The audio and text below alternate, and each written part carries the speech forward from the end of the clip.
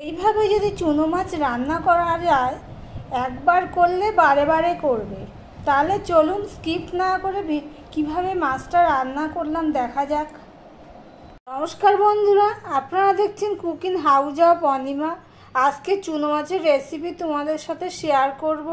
তার জন্য এই চুনো মাছগুলো আমি 15-20 মিনিট আগে নুন হলুদ মাখিয়ে রেখে দিয়েছি। আর চুনো মাছ করার জন্য লাগবে, এখানে পেঁয়াজ কেটে নিয়েছি, কাঁচা লঙ্কা চারা করে নিয়েছি, টমেটো নিয়ে নিয়েছি, আর নিয়ে নিয়েছি একটা হলুদ পাতা। দেখো, এই একটা হলুদ পাতা নিয়ে নিয়েছি। হলুদ পাতা দেবো আমি আজকে এই চুনো মাছের মধ্যে। দেখো, কড়াই বসিয়ে দিয়েছি, কড়াইটা ভালো করে গরম করে নিয়েছি, নিয়ে তারপর তেল দিয়ে দিয়েছি।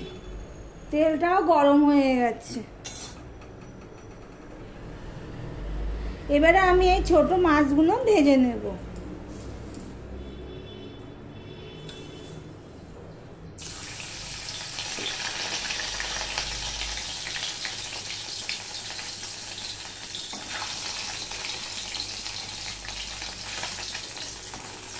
বেশি ভাজবো না, এরকম হালকা করে তেলের মধ্যে দিয়ে সাইড করে নেব।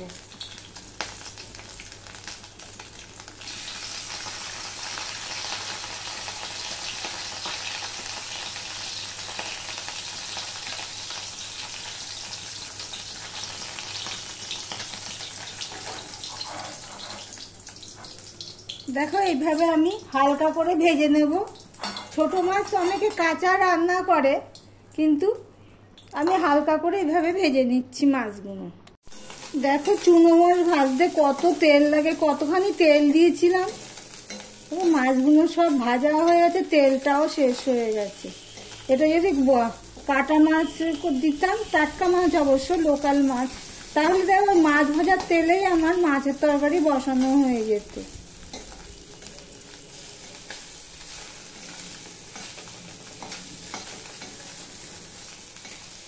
সব উল্টে দিলাম মাছগুলো। এই দেখো, সব মাছগুলো আমি এইভাবে ভেজে নিয়েছি। আর এই কটা রয়েছে, এগুলো আমি তুলে নেব। বেশি কড়া করে ভাজিনি, হালকাভাবেই ভেজেছি। মাছগুলো খয়রা মাছই বেশি ছিল, 2-4টে মতন মৌলা মাছ ছিল, চাদা মাছ ছিল, ম্যাক্সিমামটা খয়রা মাছ ছিল। মাছ ভাজা হয়ে গেলে তেল দিয়ে দিয়েছি কড়াইতে, তেলটাও হয়ে গেছে।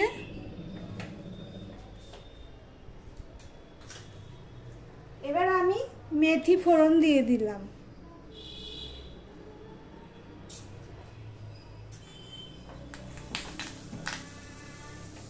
একটু ছোট করে দিলাম।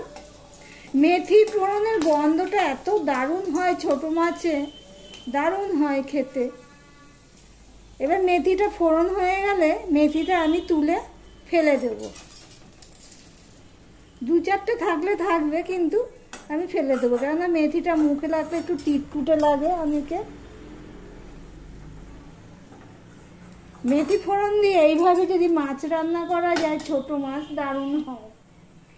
এবারে আমি পেঁয়াজটা দিয়ে দিলাম। ভিডিওটি স্কিপ না করে পুরোটা দেখার অনুরোধ রইল।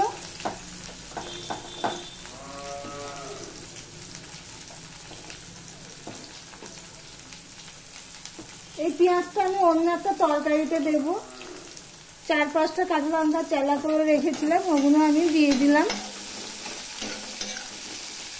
একবার মেথি ফোড়ন দিয়ে এইভাবে যদি যারা না খেয়েছো মেথি ফোড়ন পেঁয়াজ দিয়ে মাছ, ছোট মাছ, তারা একবার করে খেয়ে দেখতে পারো। যদি একবার করে খাও তো বারে বারে ঠিক এই প্রসেসেই করবে। দেখো, পেঁয়াজের কালারটা কিছুটা চেঞ্জ হয়েছে। এবার এই পর্যায়ে আমি এই আলুগুলো কেটে রেখেছি, ঠিক এইভাবে আলুগুলো কেটেছি, সে আলুগুলো আমি দিয়ে দিলাম।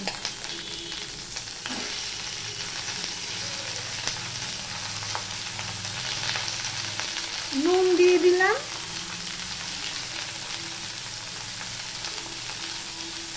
আর এই হলুদটুকু দিয়ে দিলাম।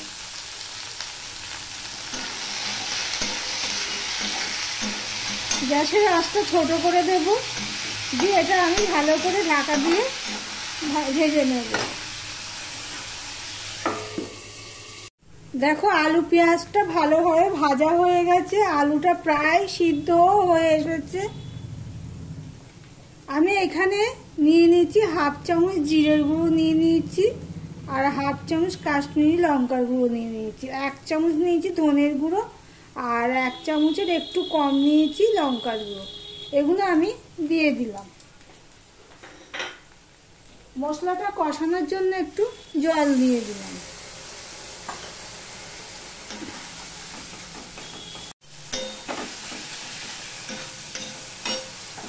টমেটোটা একটু আগে দিলে ভালো হতো, মাথায় ছিল না, এই টমেটোটা পাশেই ছিল, এটা আমি দিয়ে দিলাম। দেখো মশলাটা কষানো হয়ে গেছে, টমেটোরও কাঁচা গন্ধ চলে গেছে, এত সুন্দর গন্ধ বেরোচ্ছে মেথি ফোড়ন আর পেঁয়াজ ফোড়নের। মেথিটা তো যতটা পেরেছি ফেলে দিয়েছি, 2-1টা হয়তো থাকবে। এবার আমি জল দিয়ে দেবো। এটা যেহেতু শুকনো শুকনো তরকারি হবে, তাই জন্য জলের পরিমাণটা আমি একটু কমিয়ে দিলাম। আমার ভিডিওটি যদি ভালো লেগে থাকে প্লিজ পুরনো বন্ধুদের বলছি লাইক কমেন্ট শেয়ার করে দিও। আর যারা এই ভিডিওটি দেখছো সাবস্ক্রাইব করোনি তাদেরকে বলবো এই ছোট চ্যানেলটিকে একটু সাবস্ক্রাইব করে পাশে থাকার জন্য। আলুটা তো কষাতে কষাতেই সিদ্ধ হয়ে গেছে, এই দেখো।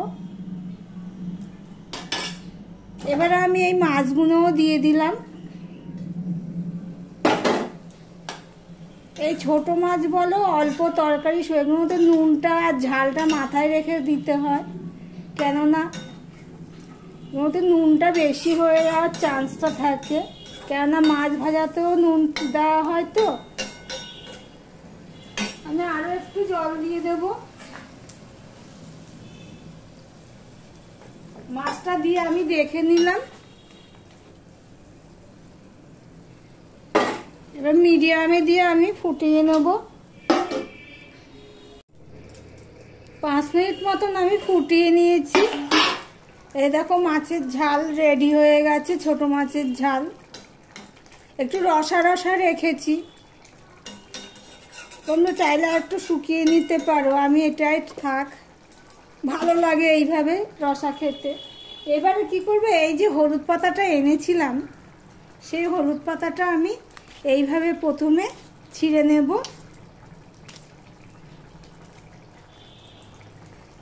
খুব ভালো হয় খেতে, এইটুখানি থাক। দিয়ে এটা আমি কুচি কুচি করে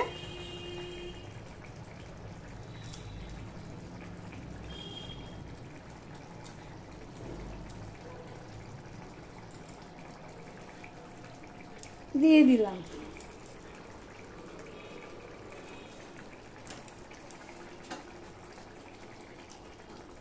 হেবি সুন্দর লাগে খেতে। যারা হলুদ পাতা খাও পছন্দ করো তারা বুঝতে পারবে, আর যারা হলুদ পাতা খাও না পছন্দ করো না তারা ধনে পাতা দিতে পারো। এবার আমি এটা ঢাকা দিয়ে দিলাম, গ্যাসটা অফ করে দিলাম, ভিডিওটা শেষ হলো।